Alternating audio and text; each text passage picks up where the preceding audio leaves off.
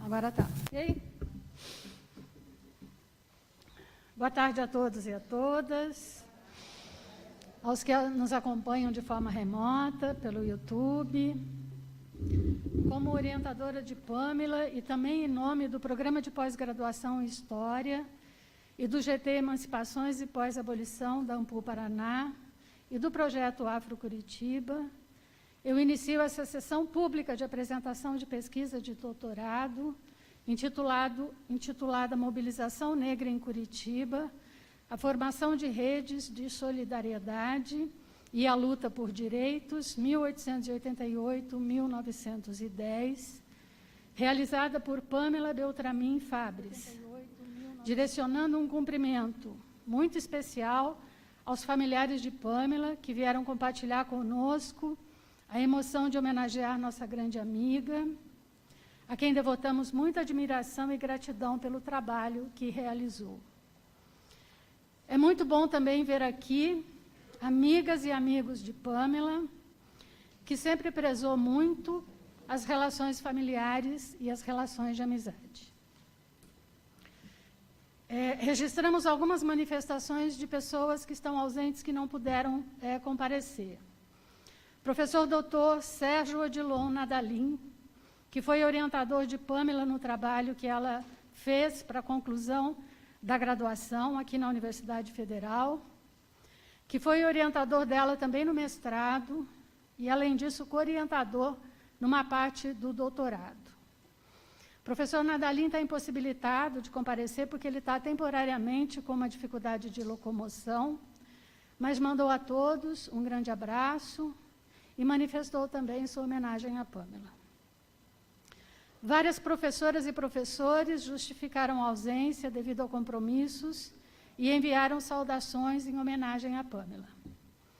Entre elas, professora Ana Paula Vosne Martins, coordenadora do PGIs, professor Dr. Luiz Geraldo Silva, vice-coordenador do PGIs, professora doutora Renata Sena Garrafone, professor Dr. Luiz Carlos Ribeiro, e também mandaram mensagens de homenagem a Pâmela, professora doutora Andréa Doré, professora doutora Roseli Bosquilha. Direcionamos nossos cumprimentos também a todas e a todos que nos acompanham no canal do YouTube, o canal do Projeto Afro Curitiba. Agradeço pessoalmente a presença de Noemi Santos Silva, da Silva, amiga de Pâmela, mas também colega de pesquisa e parceira dela na coordenação do GT Emancipações e Pós-Abolição da Ampul Paraná. Faço aqui um agradecimento a todas e todos, sem os quais a gente não teria condições de realizar esse evento. Aos servidores técnicos envolvidos, Maria Cristina, da Secretaria do PGIs, que nos auxiliou na divulgação do evento, ao Dime Leão, que vocês veem aqui trabalhando bravamente ali, sem o qual a gente não teria conseguido ter o aparato necessário, o aparato tecnológico necessário para transmitir e realizar, de forma bonita esse evento. Também a todo o pessoal da equipe do Afro Curitiba que está aqui, que conduziu a divulgação do evento, em especial a Rafa, que está ali no cantinho também, Ana Camila, a Laura, a Ariadne, o Tiago, eu vi que a Selene está aqui também, a Paula, então todo mundo que veio, todo mundo que ajudou, muito obrigada. Agradeço também a Júlia Nagli, que não faz parte da equipe, mas que ajudou muito na produção de posts, para a gente fazer a divulgação. O André do CEDOP, o Tiago Silvestre, pelo preparo do material do acervo de Benedito dos Santos Diniz, sobre o qual eu vou falar daqui a pouquinho. Agradeço a professora Vlamira Albuquerque e o professor doutor Petrônio Domingues, aos quais logo mais eu vou passar a palavra. Eu vou iniciar esse encontro fazendo um registro muito especial, que envolve muitas pessoas aqui presentes e talvez mais outras que estejam nos acompanhando remotamente. Além das pesquisas que resultaram no texto que trazemos hoje a público, durante os 5 anos que trabalhamos juntas, Pâmela participou de forma intensa do esforço de compor acervos relativos ao pós-abolição. junto comigo e com a equipe do projeto Afrodescendentes na Região Sul, projeto que coordenei de 2016 a 2019, que foi financiado pela CAPES, nós realizamos várias ações nesse sentido, de compor acervos, em especial fazendo entrevistas com pessoas de famílias negras da cidade de Curitiba. Algumas das pessoas que entrevistamos se encontram presentes aqui hoje. Ney Luiz Moreira de Freitas, está ali. Do Maurício Brito, está aqui também, muito obrigada por terem vindo. Além das entrevistas, histórias de famílias chegaram até nós de outras formas, como a dos papéis de Benedito dos Santos Diniz, homem negro que viveu de meados do século XIX até a segunda metade do século XX. Seu pai, Generoso de Paula Gomes, era filho de uma mulher escravizada, com o capitão Francisco de Paula Gomes, um homem de grande projeção política na década de 1850. Benedito foi funcionário público, ele foi o que na época se chamava amanuense, né, uma espécie de secretário que trabalha com documentos. E esse trabalho ele fez no ginásio paranaense. Ele também se dedicou com afinco à música. Era um homem religioso, frequentava a Igreja do Rosário, sobre a qual faz várias menções nos registros que escrevia, nos papéis que colecionou e que chegaram até nós entregues por pessoas da família que hoje estão aqui também presentes. A Rosângela, que eu já vi, está por aí. Dona Edicéia está aí também, está aí. Obrigada por terem vindo e acho que há outros familiares, né, do senhor Benedito. Muito obrigada por terem vindo. Foi pela intervenção de Pamela que a equipe do projeto Afrodescendentes na região sul teve acesso a esse acervo. Em algum dia entre o final de 2018 e 2019, na exposição Presença Negra em Curitiba, organizada pela Fundação Cultural, Pamela ouviu Dona Odisseia e Rosângela conversando e comentando sobre um homem negro que estava numa foto. Será que tem... está aqui a imagem, né? É essa foto, não é? Sim. A Pamela ouviu essa conversa e foi conversar, né, com as mulheres ali que comentavam sobre esse homem negro. E, a partir de então, né, desse contato inicial, iniciou uma conversa que durou muitos meses, vários encontros, muitas fotos e muitas lembranças, além de vários papéis que nos foram emprestados para que pudéssemos digitalizar e guardar como registro dessa pessoa negra que viveu num tempo passado de Curitiba. Entre esses papéis, há vários recortes de jornais com temas que o interessavam, cura de diversos males, de diversas doenças, biografia de pessoas famosas, eventos importantes. Ele fazia registros de festas, eventos religiosos, eventos públicos nos quais ele tocou, registrava o nascimento dos filhos, o nome dos alunos e a data de início das aulas que ele dava a esses alunos, né, aulas de música.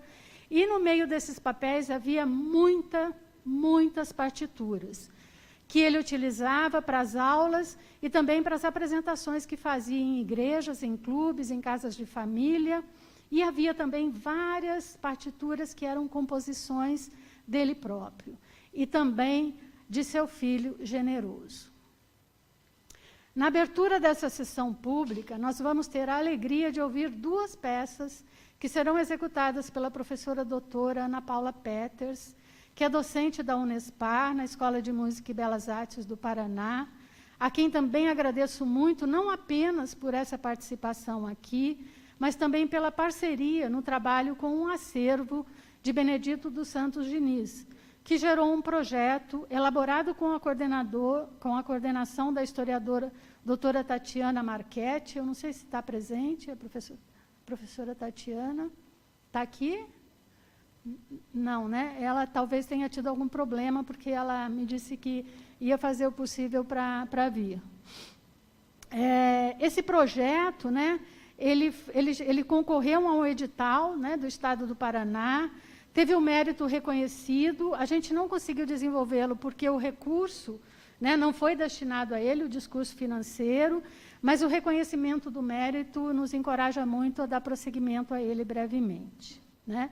Então, eu queria chamar a professora, a doutora Ana Paula Peters, para nos brindar com essa apresentação, que também é uma forma de homenagear a memória da nossa querida amiga, homenagear a família do Benedito, que nos cedeu, né, esse material para que a gente compusesse que nos emprestou esse material, né, para que a gente compusesse esse acervo. Posso ver, acho que eu estou sentada no fim, será?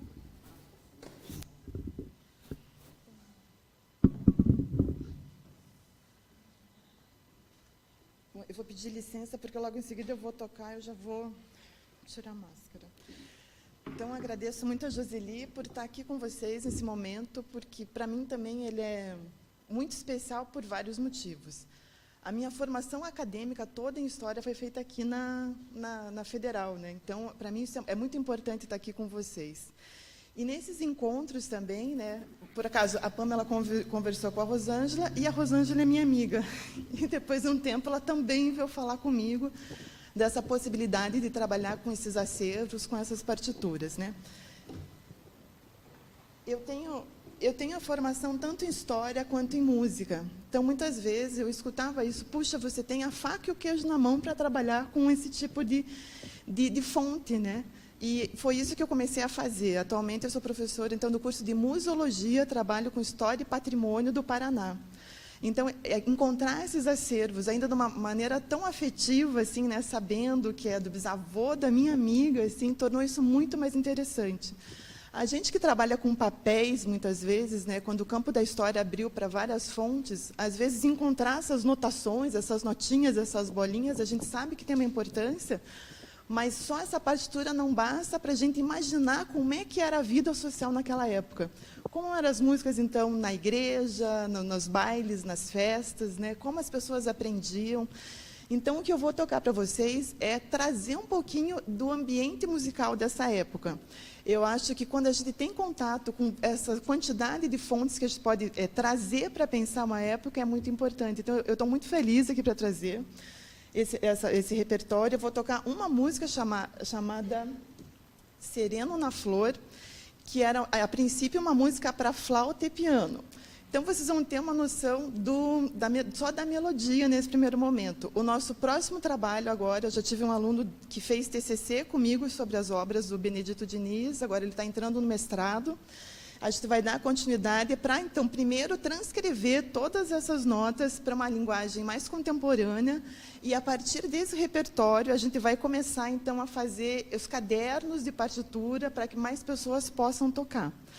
Não que o que ele escreveu não desse para tocar, uma coisa que vale a pena ser comentada, que as partituras do Benedito eram muito bem feitas, uma notação muito clara, assim, é muito fácil de ler naquela partitura também, mas a gente percebe que isso é muito interessante. E, para nós, assim, então, como flautista também, isso é muito interessante, porque a gente gosta de conhecer como é que foram as transformações, as mudanças da música, e como foi acontecendo, né, o som de cada época.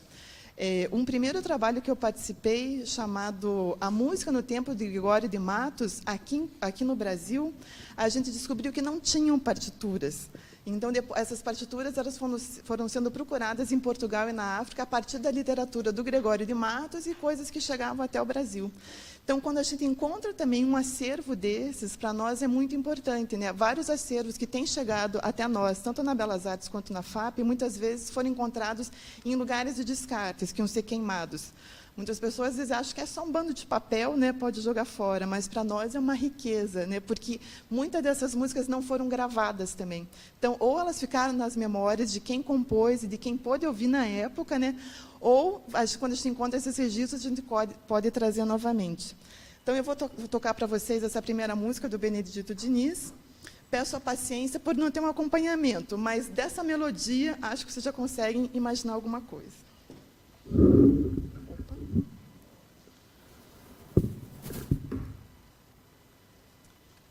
E é uma valsa.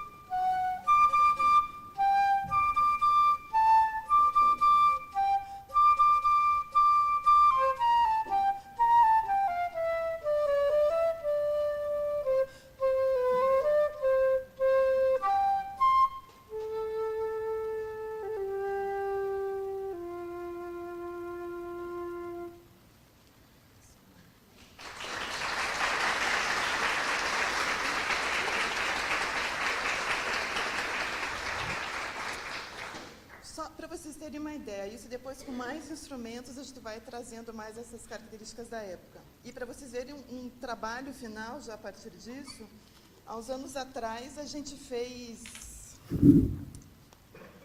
um songbook do choro curitibano, justamente com essas transcrições, de ouvir esses músicos que não sabem escrever música. Então, a gente ouvia e transcreveu em partitura. E daí eu trouxe para vocês, já que a gente está falando desse nosso universo no Paraná, em Curitiba, e das pessoas que muitas vezes foram invisibilizadas por diferentes questões, eu escolhi uma música de uma mulher para tocar para vocês, então, chamada Ilusão.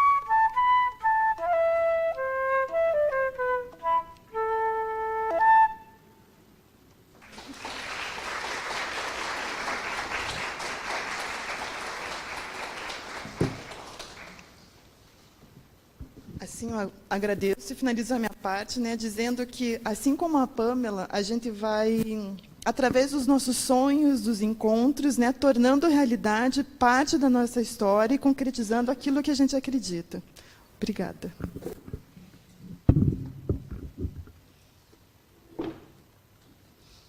Obrigada, Ana Paula.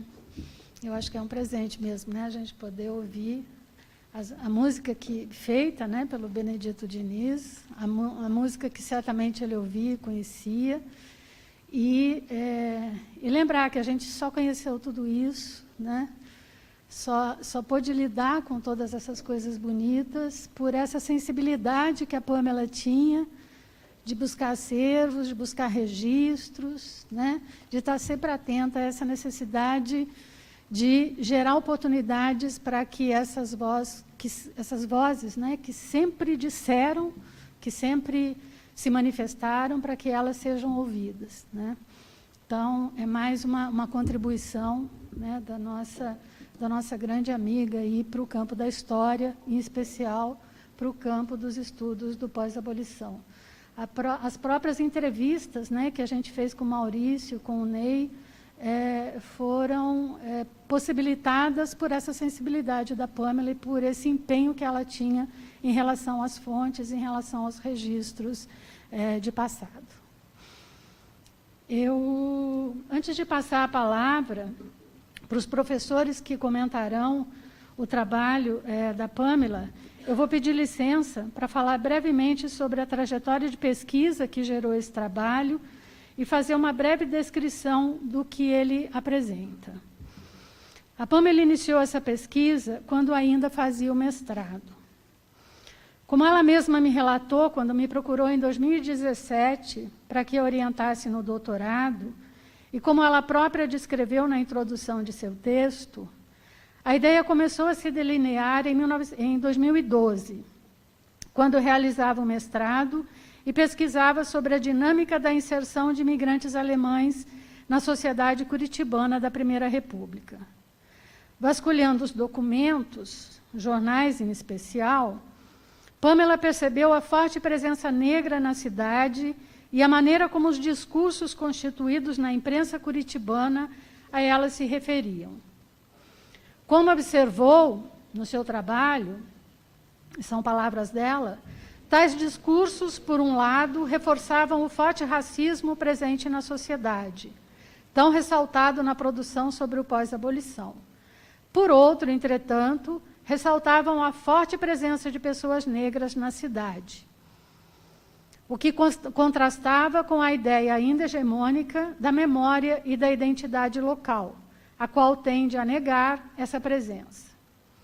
A primeira ideia e toda a trajetória que se seguiu na escolha feita por Pamela foi orientada por essa inquietação, que era intelectual, mas era também política. A partir desse primeiro passo, muitos outros foram dados, e Pamela realizou uma consistente pesquisa historiográfica e empírica. Essa pesquisa empírica feita em profusas séries variadas de fontes. Ela consultou jornais, documentos oficiais, registros de batismo, registros de óbito, de casamento, correspondência oficial, atas de câmaras municipais, listas de classificação de escravos para alforria, documentos do Fundo de Emancipação, documentos policiais, entre outros. A pesquisa nos arquivos era o que mais a estimulava. E era infinita alegria de compartilhar as histórias que descobria com quem pudesse se interessar.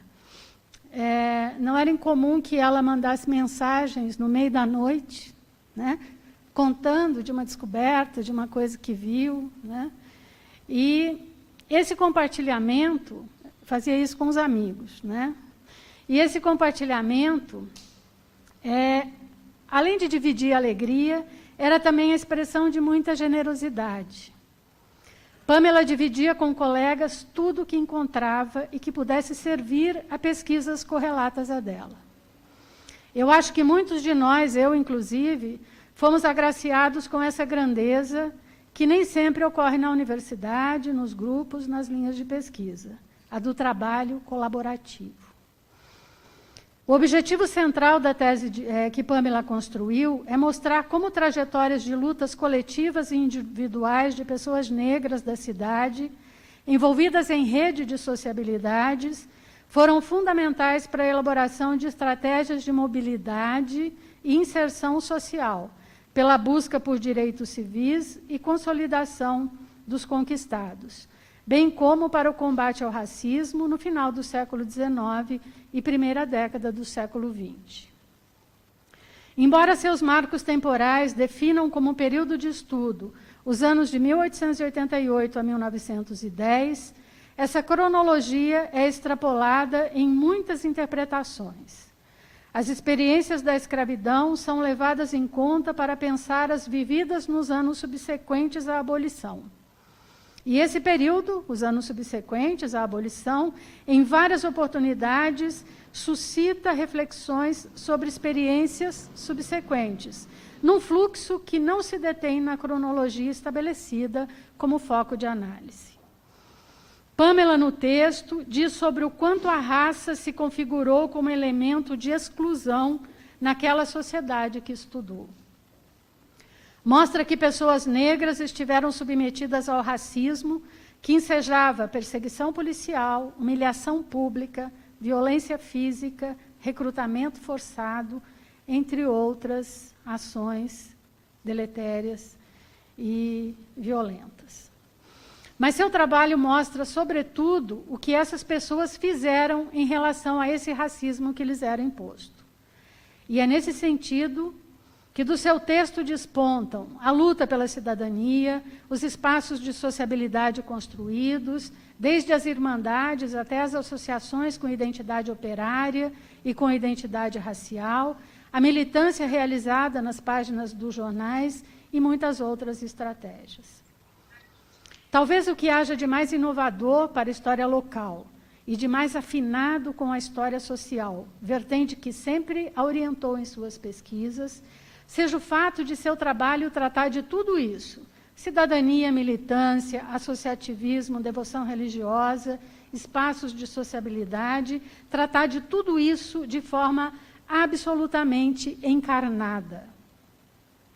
É por meio da ação de homens e de mulheres, sim, elas também são trazidas das ruas da cidade e das associações femininas para as páginas do texto. É por meio das ações de pessoas que Pamela trata dessas estratégias de enfrentamento. O tempo todo brota gente do seu texto. As pessoas negras que encontramos ali, todas elas têm nome e quase todas têm sobrenome. Muitas têm data de nascimento, de casamento, podem ter até mesmo endereço. Uma verdadeira multidão de moradores de uma Curitiba negra, vivendo experiências que certamente eram variadas, podiam ser díspares e ensejar conflitos, mas que muitas vezes estavam mais conectadas do que poderíamos à primeira vista supor. Vicente Moreira de Freitas, Olímpia Moreira de Freitas, Agostinho Leandro da Costa, Eugênia Alves Araújo, João Batista de Sá, Décio Antônio da Costa Mesquita, Eugênia Alves de Araújo, Agostinho Leandro da Costa, João Batista de Sá, Décio Antônio da Costa Mesquita, Mestre Jacarandá, Virgília Alves Marques, Maria da Luz Garcia. Essas são algumas das pessoas que compõem essa multidão negra. Ouvi Pamela dizendo muitas vezes, com entusiasmo peculiar, né, que ela manifestava ao falar de seus velhos conhecidos do século XIX e início do XX, e ela dizendo, essas pessoas todas se conheciam, elas se encontravam todas, posso ver isso nas fontes.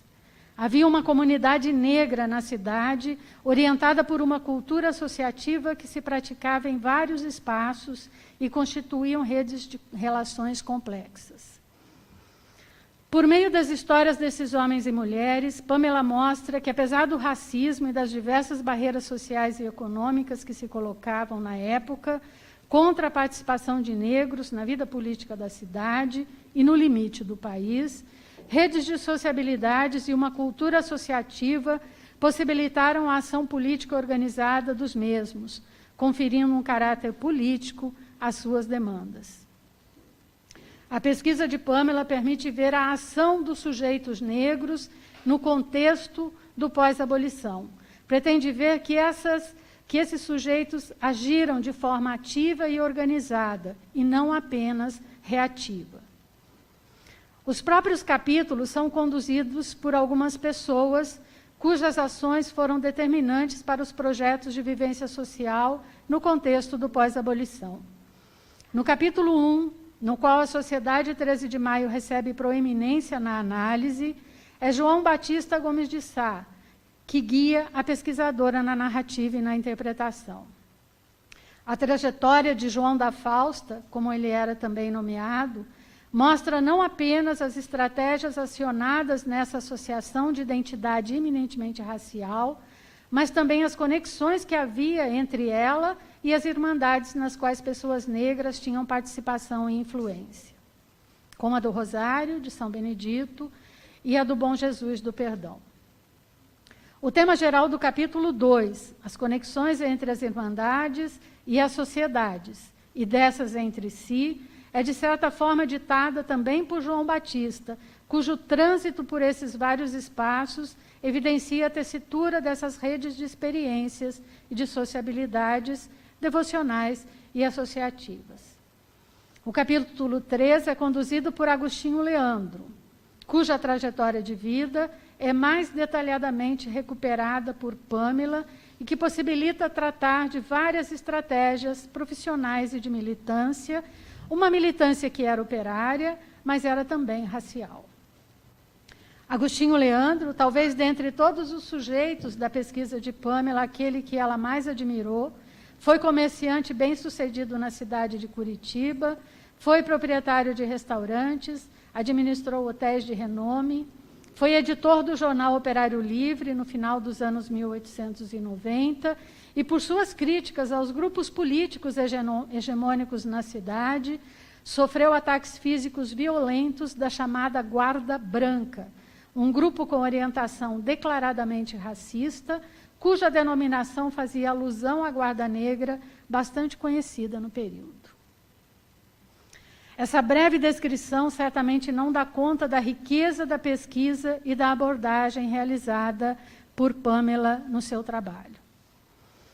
Ela pode, entretanto, evidenciar aos especialistas no campo de investigação e àqueles que se interessam pelo tema o quanto esse trabalho poderá contribuir não apenas para a compreensão da história local, mas para estimular e adensar questões pertinentes às investigações no campo mais amplo dos estudos do pós-abolição. Os interessados no tema e nesse campo, além desse texto, podem também consultar outros publicados como resultados parciais da pesquisa, que foram comunicados em vários eventos e publicados em capítulos de livros. Em 2 desses capítulos, fomos parceiras de pesquisa e de escrita. Juntamos coisas que estávamos fazendo individualmente e produzimos 2 textos, dos quais eu me orgulho muito.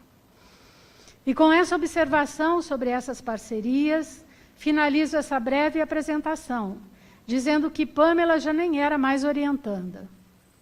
Nesse percurso que iniciou em 2017, ela se tornou, além de amiga querida, uma colega de trabalho, pessoa com quem produzimos conjuntamente e de forma colaborativa. Por isso, produzimos mais alegremente. A tese de Pamela, como disse, trata das redes construídas para vencer adversidades, para gerar solidariedade e promover justiça. Acho que, olhando esse auditório, olhando as pessoas que aqui vieram, e também quem nos acompanha remotamente, podemos ter alguma dimensão da grandeza e da beleza da rede que ela teceu nas relações que construiu, todas elas permeadas pela generosidade afetiva, muitas delas motivadas pela aspiração de promover justiça, sobretudo aquela que envolve a luta antirracista. Por isso, a emoção que vivenciamos quando lembramos de Pamela é feita de 2 sentimentos. À primeira vista, sentimentos contraditórios. A profunda tristeza pela distância que a morte instituiu, mas também a imensa alegria por termos tido o privilégio de compartilhar com ela a vida. E por isso, apesar de tudo, o que prevalece nesse momento é a gratidão. Obrigada.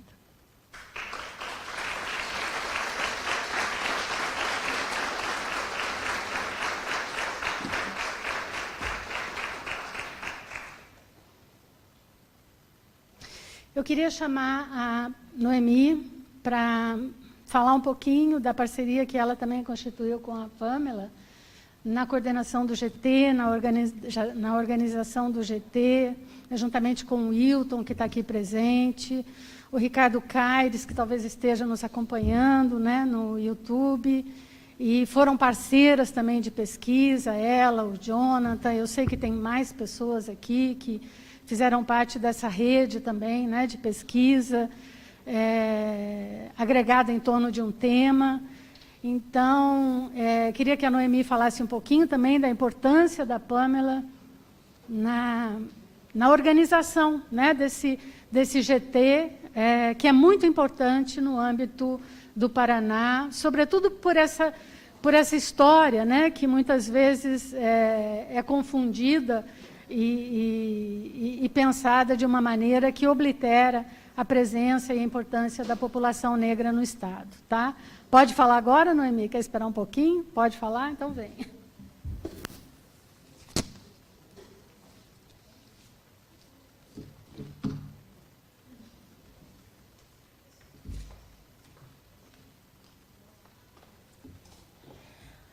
Bom, boa tarde a todos e todas.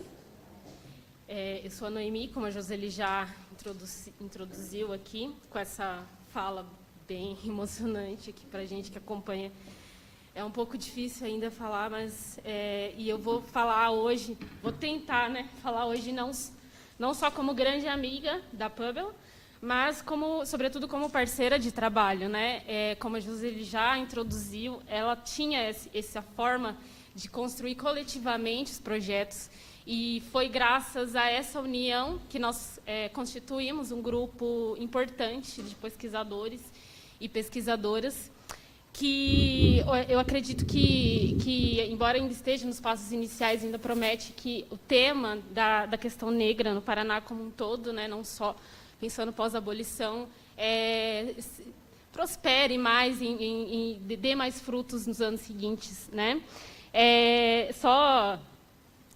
Só traduzindo um pouco as siglas, tendo em vista a diversidade do público, né? O GT, Emancipações e Pós-Abolição da AMPU, é um grupo de trabalho que se faz no âmbito da Associação Nacional de Pesquisadores de História, né? Esse grupo, a Pamela assumiu a coordenação junto comigo a partir de 2020, né, no biênio 2020-2021, mas existiram alguns aspectos da trajetória da Pamela que, sem dúvida, foram cruciais para que esse grupo fosse constituído, né?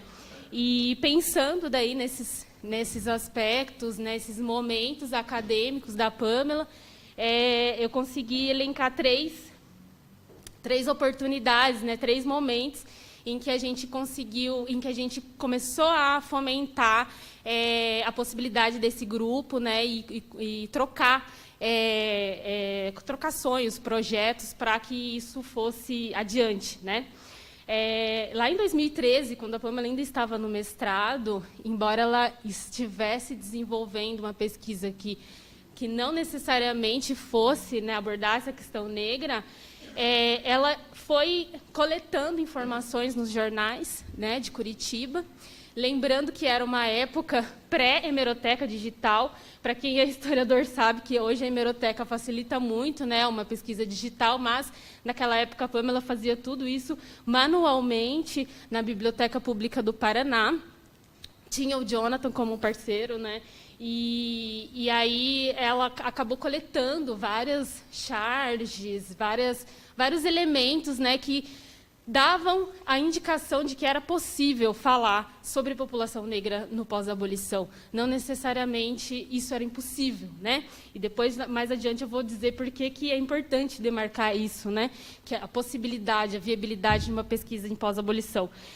Em 2013, a Pamela apresentou daí esse conteúdo dessa pesquisa num evento da Semana Acadêmica de História, que foi um evento organizado aqui pelos estudantes da História, da UFPR.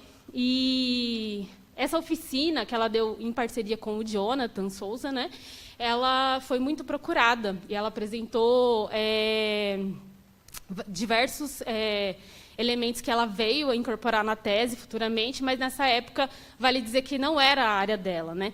Mas por que foi importante esse momento? Porque ela viu que não só que era possível dar continuidade àquele trabalho, mas também que existia muito interesse por parte das novas gerações de estudantes, né, e outros pesquisadores, que aquilo fosse levado adiante, né?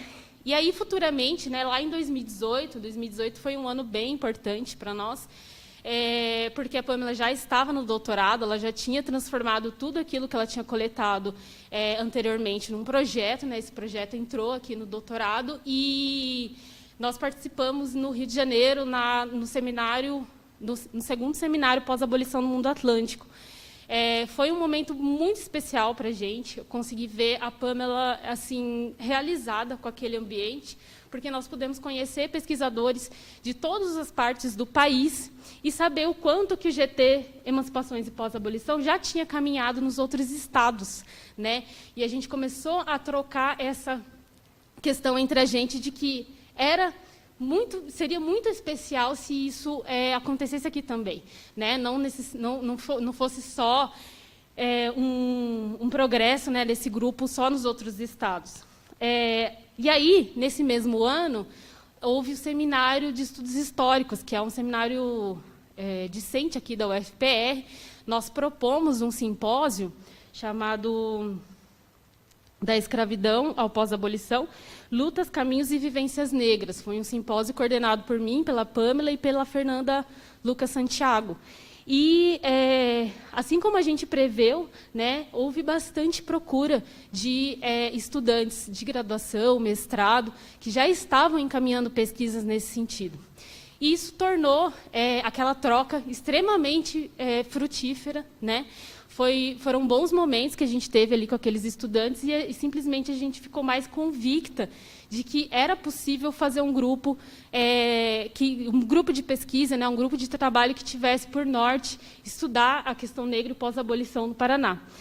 E aí, lá no ano seguinte, sem a gente trocar figurinhas com o GT Nacional, nós fomos procuradas pela Fernanda Oliveira, né, que na época estava na coordenadoria do GT Nacional, e ela nos propôs a coordenação aqui no Paraná, né? A gente não tinha dado essa ideia, até porque eu e ela, meras doutorandas ali no meio das pesquisas, a gente não sabia que poderia ser feito. E a Fernanda lançou o desafio para a gente. E, de início, ela falou comigo, depois eu já lancei para a Pâmela. E eu consigo lembrar ela estava na minha casa nesse período que o meu filho tinha acabado de nascer. Eu falei, Pâmela, eu com filho pequeno, criança recém-nascida, não vou conseguir fazer muita coisa. Você consegue ajudar? A gente consegue fazer isso junto? Ela, nossa, claro que sim, né? E ela ficou extremamente feliz e honrada pelo convite da Fernanda, nessa época, para a gente constituir o GT. Então, nossos primeiros passos, né, foram poucos naquela época, muito em função da pandemia, mas também por conta das demandas de doutorado, mas nós conseguimos avançar, fizemos um mapeamento de pesquisadores e pesquisadoras que estudam a questão negra no Paraná, não somente no pós-abolição, mas também incorporando, né, pesquisadores do período de escravidão, sabendo que era difícil a interlocução, né, essa angústia que a gente trazia junto era justamente isso. Por que só a gente pode trocar só entre a gente, né? No máximo era eu, a Pâmela, o Jonathan, aí tinha o Tiago Oshino, que a gente ficava trocando essas informações só entre a gente. Por que a gente não pode ampliar isso e tornar um grupo mais institucionalizado, né? Então, a gente conseguiu fazer esse mapeamento, identificamos, na época, cerca de 20 pesquisadores. Hoje, esse mapeamento avançou até mais de 50 pesquisadores e pesquisadoras que têm esse recorte nas suas pesquisas, não só em pesquisas anteriores, mas pesquisas em vigência. E fizemos páginas nas redes sociais, demos ali as primeiras etapas, colaboramos com um evento da Ampul Paraná, que foi o evento remoto em 2020. Também foi uma ocasião importante para a gente saber, né, que existia procura, que existia pesquisadores interessados. Enfim, hoje esse grupo está crescendo em número, né? Nós temos a colaboração do professor Ricardo Caires, da Unespar, na coordenação, né, mas também de outros pesquisadores, o Wilton incluído ali. E eu convido a todos, né, que quiserem saber mais sobre esse grupo, curtir as páginas nas redes, né, mas para entender que o trabalho da Pâmela e a seriedade que ela levava na pesquisa foi fundamental para que ele fosse constituído, né? Para que fosse dado os passos iniciais e que hoje ele tivesse, né, esse caráter de um grupo em crescimento, né? E que a vontade da Pâmela, sem dúvida, foi extremamente importante nesse processo. E aí, assim, por que é desafiador falar sobre esse assunto no campo da historiografia e por que a coragem da Pâmela ela é inspiradora, né? Porque o trabalho dela, né, e a forma como ela constituiu a sua pesquisa, ela simplesmente tornava a pesquisa no pós-abolição possível, né? Durante muitos anos, pairou na historiografia um certo consenso de que era difícil falar sobre trabalhadores negros no pós-abolição pela dificuldade com as fontes, né? Dificilmente as fontes traziam escancarado que o indivíduo era negro ou negra, né? E simplesmente a Pâmela, no trabalho da Pâmela, mostra que quanto isso é na verdade, é mentira, né? Que é simplesmente uma dedicação maior com as fontes, né? Um olhar mais aprofundado e uma persistência com essas mesmas fontes torna um trabalho possível, né? E a Pamela, eu falo com o Jonathan, se eu tinha alguém que sabia encontrar a cor dos indivíduos, era a Pamela. Porque se você entregasse alguém na mão dela e falasse, Pamela, essa pessoa era negra, ela fazia uma varredura em vários fundos, em vários acervos. Você fala assim, olha, Noemi, descobri isso, isso e isso. E não foi uma nem duas vezes que ela me apareceu com um relatório de pessoas do passado, né, onde a pessoa nasceu, onde ela morreu, quantos filhos teve, e trazia, ela conseguia resgatar, ela conseguia romper com o silêncio dessas fontes, né, que uma vez que tinham um esforço grande para ocultar essas questões de racialização no período de pós-abolição. Sem contar que é um trabalho que está sendo, que vai ser divulgado num momento, num Paraná, né, e numa Curitiba, que persistentemente, ao longo dos anos, desde aquela época até hoje, né, existe um esforço em se manter, em se dizer branca, né, em se dizer europeia, em se vender uma imagem de uma Curitiba que silencia e segrega populações negras, né? Basta ver nosso momento político atual. E, além disso, com um grande ineditismo, né, de mostrar que essas pessoas negras, elas não só estavam ali, mas elas estavam acionando diversas estratégias de ascensão, de solidariedade, e não só estratégias de efetivação da cidadania, tendo em vista que ela conseguiu rastrear, reconstituir trajetórias de sujeitos que tiveram, inclusive, participação na política institucional. Enfim, já caminhando para o final, só tenho a dizer que a Pamela abriu caminhos imensos, né, para quem queira, no futuro ou ainda hoje, trabalhar com pós-abolição. O trabalho dela, sem dúvida, é inspirador, e a força dela, enquanto pessoa, né, enquanto pesquisadora, propiciou um encontro que hoje está só no começo, mas que pretende, ao menos promete ser bem frutífero no futuro. Só tenho a dizer gratidão para a minha eterna amiga.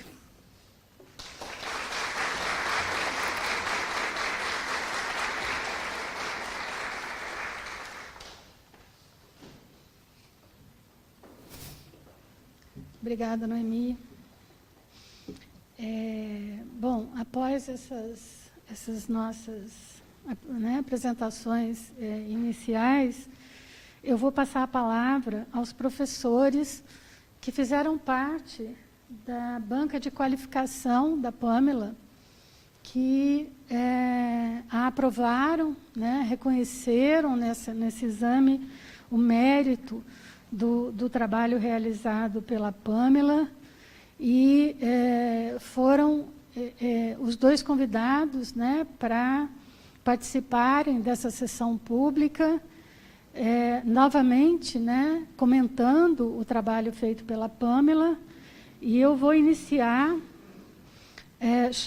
passando a palavra ao professor Dr. Petrônio Rodrigues. O Petrônio já está ali, será? Que fez parte, então, da banca, né, de qualificação que aprovou o trabalho da Pamela, a tese. O professor Dr. Petrônio Domingues, ele é docente na Universidade Federal de Sergipe, é um especialista reconhecido nos estudos do pós-abolição, em especial, trabalhando especialmente com o tema do associativismo, e, assim, altamente qualificado para comentar o trabalho de Pamela. Será que está tudo ok com a... Sim? Petrônio, a palavra está com você, viu? Fique à vontade. Você me ouve bem, Joseli? Sim, ouvimos você. Talvez um pouco baixinho, mas conseguimos ouvir, sim. Ok, eu vou... Acho que para a transmissão está baixo. Você consegue aumentar um pouco o seu volume? Eu vou tentar. Consta aqui para mim que é o máximo. Tá. Tá ok, tá ok. Eu vou tentar aqui fazer um ajuste aqui, bem rápido. Será que ele consegue abrir a câmera? Petrônio, você não consegue abrir sua câmera, né? Vocês não me veem? Não, nós só vemos as suas iniciais. Eu não sei o que está acontecendo, eu não estou conseguindo, portanto, resolver esse problema. Ok. Eu posso iniciar? O técnico está perguntando se você tem duas câmeras, porque parece que você tem que escolher uma. Ah, tá. Será que esse é o problema, então? Pode ser que sim. Isso.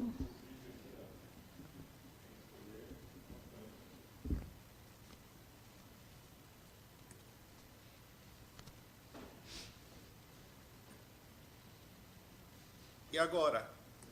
Não, ainda não.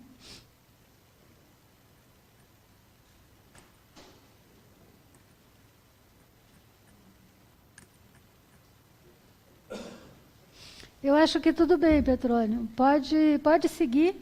A gente vai te acompanhando aqui pela tua voz. De fato, eu não sei o que está acontecendo. Peço desculpa por conta desse problema técnico. Eu vou iniciar então, tudo bem? Ok, tudo bem. Então, eu quero agradecer ao convite que a Joseli me fez para participar desta homenagem. Quero cumprimentar a Flamira, né, que também, né, esteve na banca examinadora de qualificação doutorado da Pamela. Quero cumprimentar os familiares da Pamela, os amigos dela, os colegas de pós, enfim, a todos e todas que estão participando deste evento. Como sabemos, a perda da Pamela foi algo absolutamente comovente. Tratou-se de uma perda irreparável do ponto de vista humano. Fiquei pensando de que maneira eu poderia contribuir para a realização dessa homenagem e, graças a uma dica da Joseli, eu resolvi homenagear a Pamela, não só reconhecendo a importância de suas pesquisas no campo em que milito, o do pós-abolição, mas ressaltando particularmente a importância de sua pesquisa de doutorado, que, embora parcialmente completa, demonstra toda a potencialidade dessa saudosa historiadora. Portanto, e para respeitar o tempo, não pretendo me alongar, eu só pretendo aqui apontar para vocês algumas das várias virtudes ou méritos de sua pesquisa que tive a satisfação e honra de participar do exame de qualificação. A meu ver, a pesquisa da Pamela, intitulada Mobilização Negra em Curitiba, a formação de redes de solidariedade e a luta por direitos, trata-se de uma pesquisa absolutamente original. A Pamela não poderia ter sido mais feliz ao escolher investigar a história da população negra em Curitiba no período do imediato pós-abolição. Durante décadas, a memória oficial e mesmo os historiadores do Paraná, como Wilson Martins e Romário Martins, negaram ou minimizaram não só a presença negra no Paraná, mas a importância desse segmento populacional para a formação e desenvolvimento do Estado. A pesquisa da Pamela tem a virtude de colocar em xeque esse lugar comum. Particularmente, sua pesquisa demonstra de maneira contundente como a população negra não só se fez presente no imediato pós-abolição em Curitiba, como constituiu-se em sujeito coletivo proativo da vida social, cultural e política da cidade. Outro mérito da Pamela refere-se ao uso das fontes.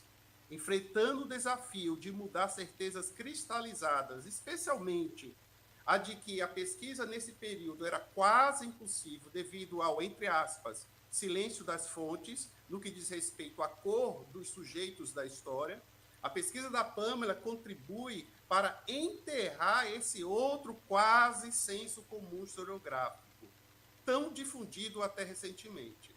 As pessoas negras de Curitiba, no imediato pós-abolição, não se tornaram personagens fantasmagóricos da história. Seus rastros, emblemas e sinais ficaram inscritos em fontes diversas. E Pamela, com rara habilidade, foi no encalço dessas fontes. Outro mérito de sua pesquisa diz respeito à abordagem. Pamela procurou aprender a trajetória de alguns personagens, notadamente de João Batista Gomes de Sá e Augustinho Leandro da Costa, assim como de sua vida associativa, à luz dos postulados do protagonismo negro. Nessa instigante pesquisa da Pamela, não há espaço para retóricas maniqueístas, nem discursos de comiserações ou mesmo vitimizações. Os negros são vistos como sujeitos de sua própria história, de suas escolhas, de suas vitórias e derrotas, de suas conquistas e frustrações, de suas ambiguidades, realizações, enfim, são vistos como agentes de seus próprios projetos. Se não se tem dúvidas de que Curitiba era uma cidade racista nas primeiras décadas do pós-abolição, ao lermos a pesquisa da Pamela, também não teremos dúvidas de que os negros dessa cidade não capitularam à subalternidade e aos infortúnios do destino. Pelo contrário, eles agiram e reagiram bravamente ao quadro de adversidades, por meio de ações individuais e coletivas, de maneira organizada, forjando espaços autônomos de sociabilidade, política, cultura e lazer, e a um só tempo articulando narrativas de raça e nação, afirmando e positivando identidades e, talvez, o mais importante, conquistando ou procurando conquistar espaço na sociedade. Não de maneira estigmatizada, estereotipada, mas de uma maneira condigna e, por que não dizer, cidadã. Pamela mostra como trajetórias de lutas coletivas e individuais da população negra de Curitiba, envolvida em redes de sociabilidades, foram fundamentais para a elaboração de estratégias de inserção e mobilidade sociais, pela busca por direitos, bem como para o combate do racismo no final do século XIX e primeira década do século XX. Com tal pesquisa, Pamela lança holofotes em personagens, eventos, tramas e cenários mais amplos da experiência negra do Paraná, dando assim visibilidade a um segmento populacional que foi, entre aspas, esquecido ou silenciado pela memória oficial do Estado. Isso não é pouco. Lendo a pesquisa da Pamela, somos conduzidos a conhecer outra Curitiba. Para além da europeização e a cantilena da homogeneidade étnico-cultural, emergem em sua narrativa pessoas negras, mestiças, nacionais e também imigrantes de procedências diversas, ou seja, emerge em sua narrativa uma paisagem de Curitiba emaranhada de heterogeneidade, pluralidade e multiculturalismo. Definitivamente, somos convencidos de que a cidade era um caleidoscópio vivo de etnias, cores e experiências político-culturais amalgamadas. Notadamente, somos convencidos de que os afrodescendentes se fizeram presente em Curitiba, contribuindo vivamente para a edificação da vida social, política e cultural da cidade. São por esses e outros motivos que a pesquisa da Pamela merece ser lida e divulgada. Eis uma forma de rendermos tributo a essa historiadora, que é reconhecermos a importância de sua pesquisa. Para encerrar essa minha intervenção, eu vou destacar mais 2 ou 3 virtudes da Pamela como historiadora. Primeira, seu arrojo, sua ousadia. Segunda virtude, sua sensibilidade. E como terceira virtude, seu talento para o ofício. Já neste texto da qualificação do doutorado, a gente percebe que a Pamela tinha uma visão detetivesca, um tato investigativo, faro para documentos, competência interpretativa, enfim, ela tinha vocação para o ofício que escolheu. Por isso, eu lamentei profundamente o seu passamento. Aliás, um precoce passamento. Mas hoje fico na torcida para que brevemente a sua pesquisa de doutorado, mesmo não finalizada, torne-se livro e mais pessoas conheçam uma mostra valorosa de seu legado intelectual. Pamela, onde você estiver, muito obrigado. Sou grato pela oportunidade de conhecer, através de sua pesquisa, novas facetas da história de Curitiba, do Paraná e do Brasil. Sem os afrodescendentes, esta nação não existia. A Pamela sabia disso. Sua pesquisa é uma inestimável contribuição para os estudos do campo do pós-abolição. Obrigado pela atenção de todos e todas.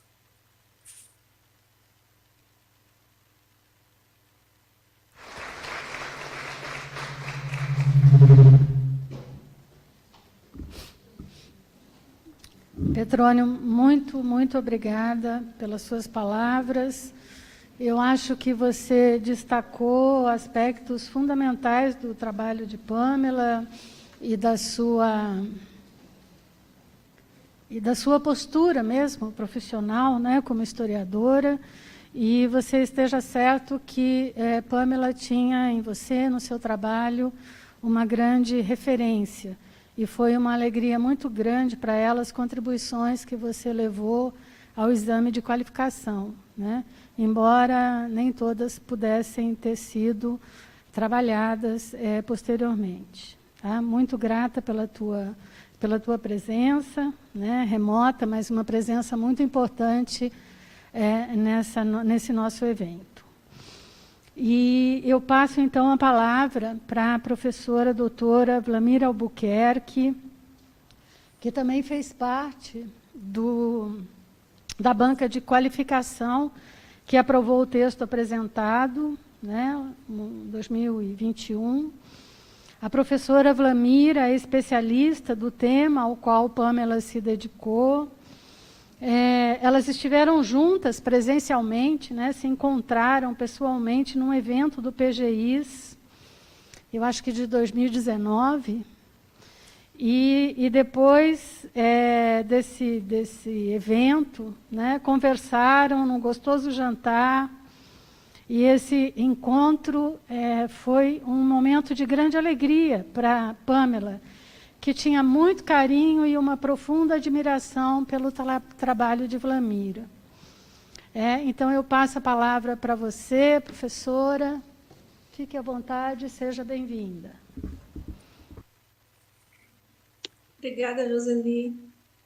Eu queria começar te agradecendo muito por nos dar a oportunidade de fazer essa homenagem à Pamela e reverenciar, né, o esforço dela como pesquisadora, o resultado do empreendimento dela como pesquisadora.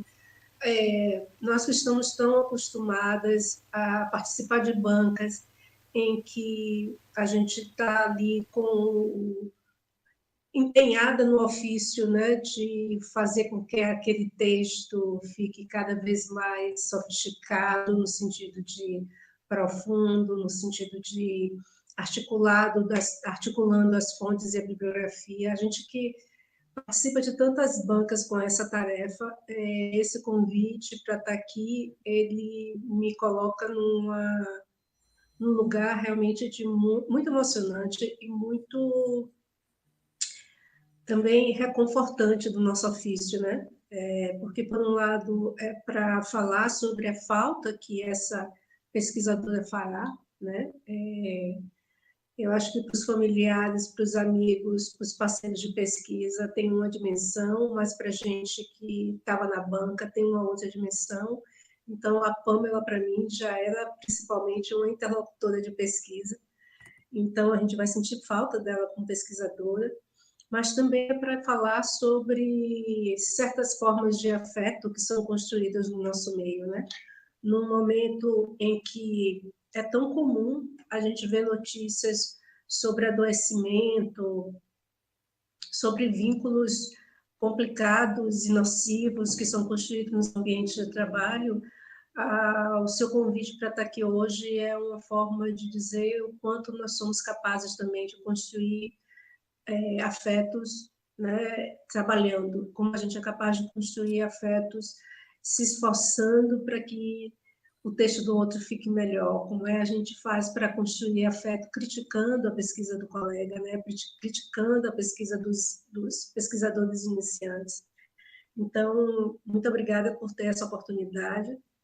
Eu queria saudar a família da Pamela, os amigos da Pamela, os parceiros dela na Universidade Federal do Paraná, dizer que eu lamento muito, muito, muito essa perda, mas tenho certeza de que o entusiasmo daquela menina, que ela muito entusiasmada, apesar daquele jeito tranquilo e manso, mas tinha um olhinho fascinando o tempo todo, brilhando o tempo todo por causa da pesquisa, que isso jamais vai nos abandonar, né? Isso não fica, isso fica com a gente, não tem como. É um legado, é uma excelente herança. Sobre a pesquisa da Pamela, bom, eu vou saudar também o Petrônio. Eu acho que ele fez uma leitura extremamente no ponto da pesquisa da Pamela.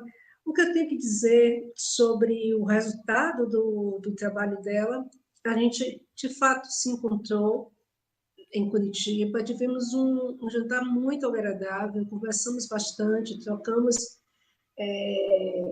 notícias de pesquisa, depois nos escrevemos por e-mail, trocamos algumas informações por e-mail. Era, de fato, já uma pesquisadora bastante madura, madura tanto no sentido como ela lidava com as fontes da bibliografia, mas madura também no sentido de construir questões, de estabelecer vínculos, porque isso também exige do pesquisador uma certa maturidade, né? De conseguir dialogar com os outros, tanto os seus colegas, como os alunos iniciantes, mas também com a gente que somos professores mais velhos, um tanto mais experientes do que ela. Então, é muito habilidosa, né, nesse sentido, muito generosa, muito disposta a dialogar numa condição de igualdade em relação às descobertas que ela estava fazendo, né? Então, eu acho que o entusiasmo com a pesquisa que aparecia na hora que como ela falava, e também o resultado desse entusiasmo que foi traduzido no texto dela de qualificação, né? Mostrou para a gente a extensão, né, a profundidade com que ela mergulhou naquilo que, como o Petrônio falou, parecia ser algo, uma incógnita, parecia ser um grande vazio, que era as sociabilidades negras no Paraná, e mais especificamente em Curitiba.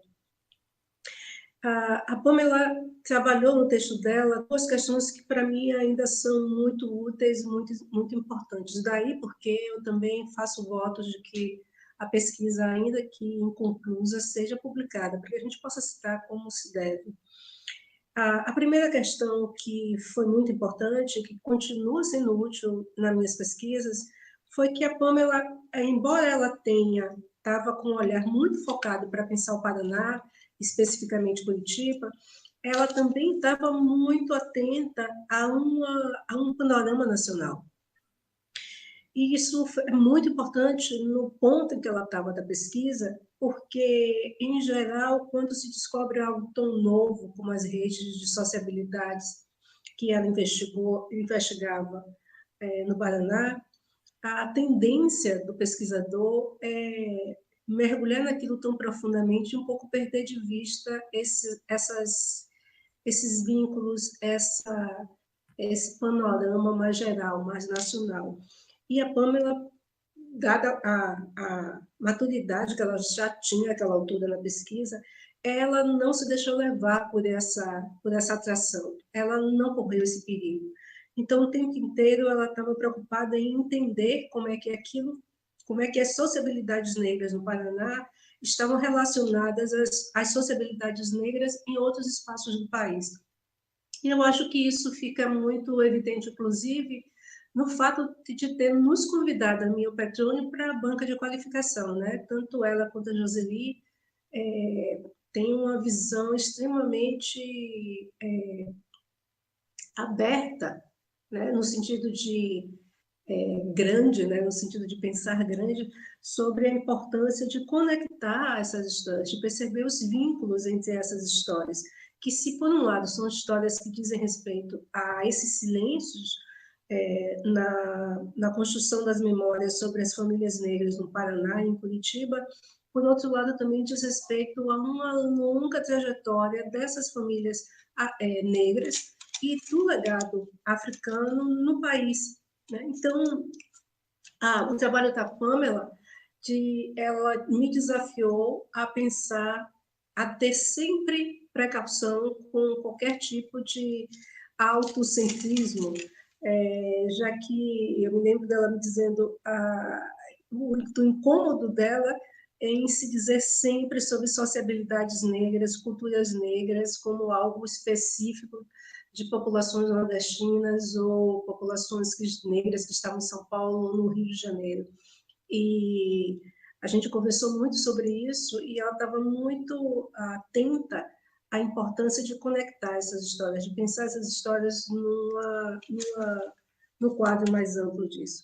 A outra grande questão que Pamela me desafiou, algo que eu aprendi com o texto dela, é de que os fenômenos, por exemplo, a Guarda Branca, que eu continuo pesquisando na Bahia, e que até então eu achava que era exclusiva da Bahia, que esses fenômenos eles acontecem sempre em contextos que estão interligados. Então, quando ela me contou do que ela estava encontrando em Curitiba, ela me desafiou a pensar para além da política regional. E, ao mesmo tempo, me desafiou a pensar sobre os significados distintos que essa Guarda Branca teria em ambientes políticos diferentes. Enfim, eu não vou me alongar muito, eu acho que o principal objetivo aqui hoje é da gente celebrar tudo que aprendemos com a passagem de Pamela entre nós, e, por outro lado, também dizer que esse legado, essa produção, esses afetos, né, a memória desses afetos construídos em ambientes acadêmicos, é uma contribuição sem par, é uma contribuição que vai ficar conosco para sempre. A gente espera que isso faça com que novos vínculos afetivos e acadêmicos se desenvolvam de uma maneira tão leve como a Pamela fazia. Eu queria agradecer muito e queria me solidarizar com todos aqueles que estão sentindo a perda da Pamela hoje. Um beijo bem grande.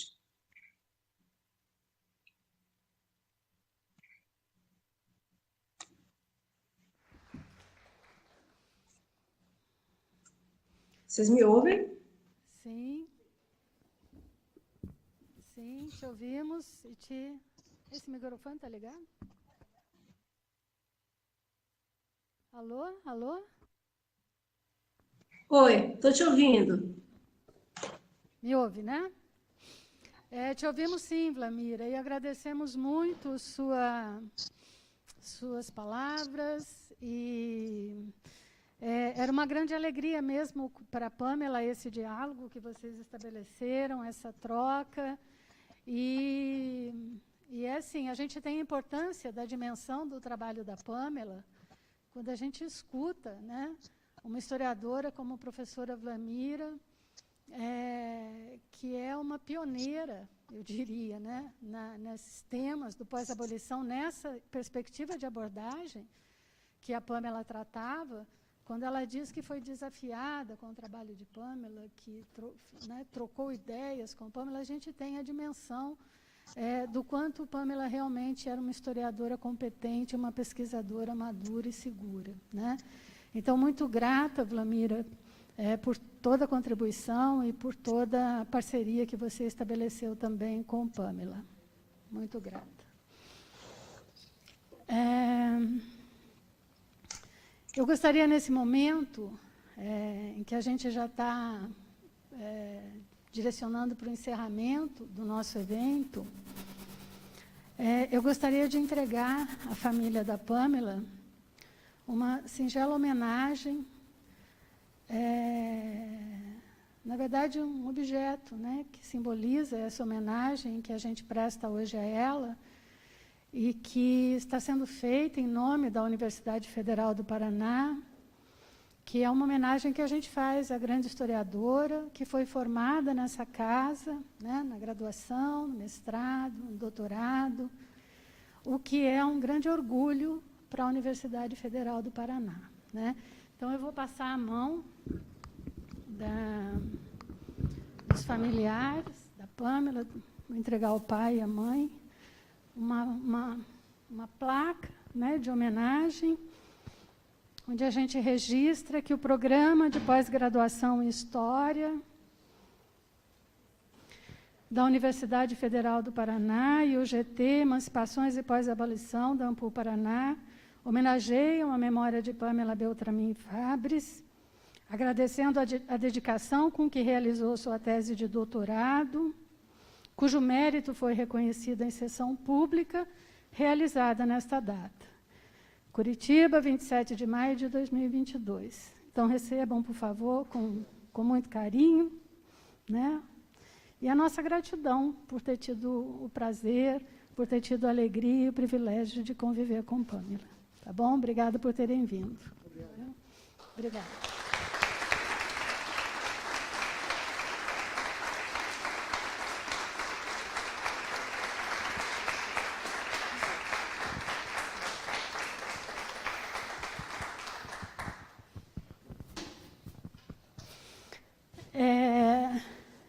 A gente viu aqui muitas coisas, né, que são bastante acadêmicas, né, as contribuições acadêmicas da Pâmela, mas tem uma contribuição muito importante da Pâmela também, com relação à divulgação dessas histórias todas, né, relacionadas à população negra do Paraná,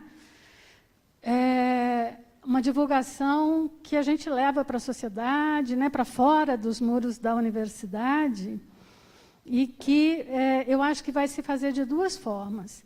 Uma vai ser por meio da publicação do livro, né, que o trabalho de Pâmela merece, mais do que merecer ser publicado em livro, eu acho que as pessoas, os pesquisadores e a sociedade em geral, professores, estudantes, têm o direito de conhecer o trabalho de Pâmela, né? Então, eu acho que, juntamente com a família de Pâmela, com o nosso apoio, e incentivados pelos professores também que participaram aqui, né, que assim avaliaram, que a gente poderia se empenhar para que esse trabalho se transformasse em livro, né, e pudesse ser conhecido por mais pessoas. Uma outra contribuição muito importante dessas pesquisas se faz por meio do percurso Afro-Curitiba. É um projeto de extensão, de cuja equipe a Pâmela participou também, para o qual também as pesquisas dela são muito importantes, né? As pesquisas dela levam informações que a gente divulga por meio desse percurso. Então, eu queria convidar a todos, amanhã a gente vai fazer esse percurso, é um passeio mesmo, né, por uma região central ali de Curitiba. A gente faz um passeio e vai, por meio dos lugares, contando a história da presença histórica da população negra na cidade.